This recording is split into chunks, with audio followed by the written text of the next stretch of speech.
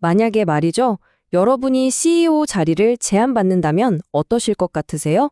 아마 대부분은 눈앞에 펼쳐진 엄청난 기회에만 집중하게 될 겁니다.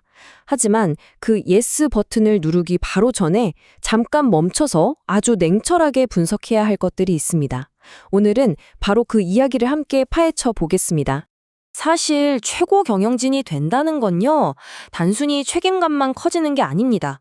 그 이면에는 아주 복잡한 정치 역학, 또 숨겨진 재무적인 압박, 그리고 전혀 예상치 못했던 문화적 장벽 같은 것들이 숨어 있거든요. 이걸 철저하게 들여다봐야 합니다. 실제로 한 전직 CEO의 이야기를 들어볼까요? 이분은 정말 꿈에 그리던 상장사 대표직을 맡았는데 몇 달 만에 모든 게 악몽으로 변해버렸습니다.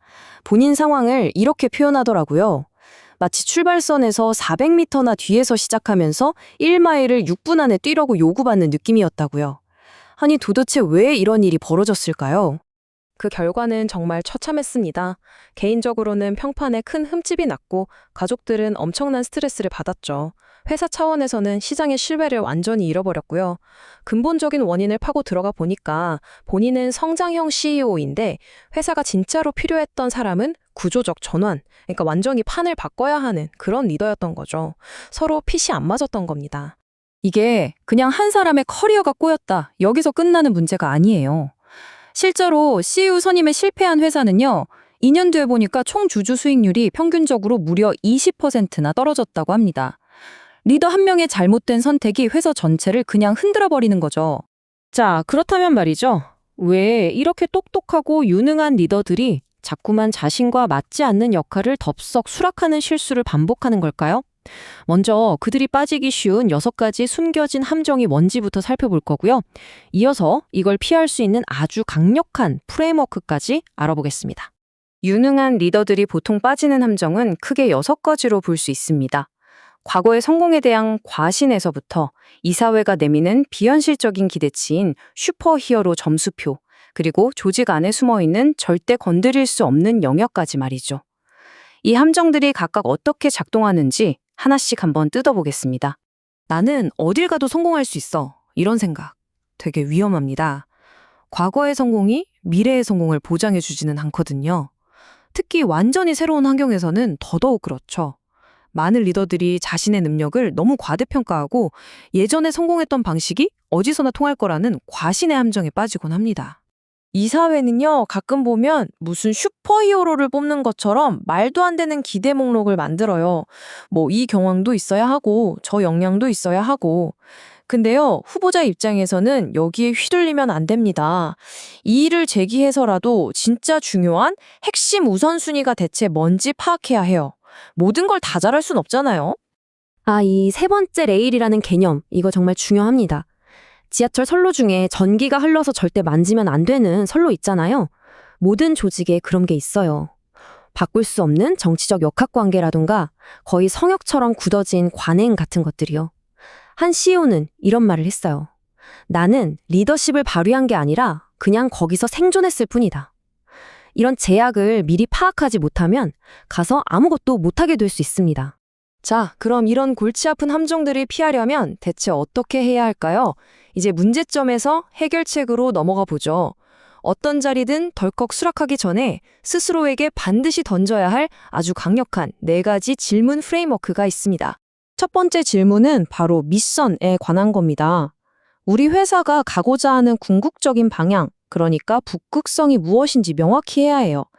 이사회가 기대하는 것과 회사가 실제로 설정한 목표가 같은 방향을 보고 있는지, 그리고 그 목표가 과연 현실적인지 반드시 확인해야 합니다. 두 번째는 위임 범위입니다. 추상적인 목표를 아주 구체적인 성과표로 만드는 과정이죠. 그래서 제가 정확히 무엇을, 언제까지, 어떤 자원을 가지고 해내야 합니까? 이 질문에 대한 답이 바로 여러분의 성공 여부를 가르는 기준, 다시 말해 여러분의 성적표가 되는 겁니다. 보통 비전이 너무 멋지면 흥분해서 이 질문을 그냥 건너뛰기 쉬워요. 하지만 정말 중요합니다. 내가 어려운 결정을 내릴 때 이 사회가 과연 나를 보호해 줄 것인가? 최고의 인재를 내 마음대로 뽑을 권한이 있는가? 인수합병 같은 큰 전략에 대해 모두가 동의하고 있는가? 이렇게 성공을 위한 구체적인 환경과 자원을 확실히 확보해야 합니다. 자, 다시 세 번째 레일 이야기로 돌아왔습니다. 그만큼 중요하다는 뜻이겠죠? 그 역할을 수락하기 전에 이 조직 안에서 절대로 바꿀 수 없는 제약, 즉 건드릴 수 없는 영역이 무엇인지 반드시 파악해야만 합니다. 그래야 나중에 예상치 못한 장애물에 부딪히는 걸 피할 수 있어요. 좋습니다. 그럼 방금 말한 이 네 가지 질문에 대한 진짜 답을 얻으려면 어떻게 해야 할까요? 이제 이론적인 프레임워크를 실제 행동으로 옮길 차례입니다.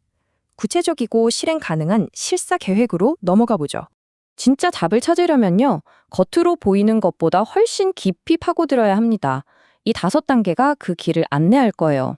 재무제표의 숫자 너머를 보고 이사들을 한 명씩 따로 만나서 말이 다 맞는지 확인하고 심지어는 회사를 떠난 사람들의 목소리까지 들어보는 거죠. 좋은 이야기만 들어서는 절대 진실에 닿을 수 없습니다. 여기서 정말 실용적인 팁 하나 드릴게요. 이사회 멤버 3명을 따로 만나서 똑같은 질문을 던져보는 거예요. 예를 들어, 우리 회사의 가장 중요한 미션이 뭐라고 생각하십니까? 하고요. 근데 만약 3명한테서 전부 다른 대답이 나온다? 그게 바로 아주 강력한 경고 신호입니다. 이미 어디로 가야 할지 모르는 배에 올라타려는 걸 수도 있다는 뜻이죠. 그리고 이게 아마 가장 중요한 단계일지도 모릅니다. 우리 인간은 본능적으로 좋은 점만 보려는 확증 편향이라는 것에 빠지기 쉽거든요. 이 자리는 분명 좋은 자리일 거야 라고 믿고 싶어 하죠. 그렇기 때문에 의도적으로, 아주 적극적으로 아니요 라고 말해야 할 이유, 즉 이 자리를 맡으면 안 되는 이유를 찾아 나서야 합니다. 자, 지금까지는 직무 자체의 성공에 초점을 맞춰서 이야기했는데요. 이제는 우리가 종종 간과하는 부분, 바로 개인적인 만족이라는 측면으로 대화를 한번 확장해 보겠습니다. 이걸 꼭 기억하셔야 해요. 성공과 만족은 전혀 다른 문제입니다. 회사에 엄청난 성과를 안겨주면서도 정작 본인은 그 역할 안에서 극도로 불행할 수 있거든요. 그리고 이건 결국 번아웃이나 조기 퇴임으로 이어지기 십상이죠. 이 질문은 여러분의 가장 깊은 동기를 들여다보게 만들 겁니다. 화려한 직함이나 엄청난 보상, 이런 것들 말고요.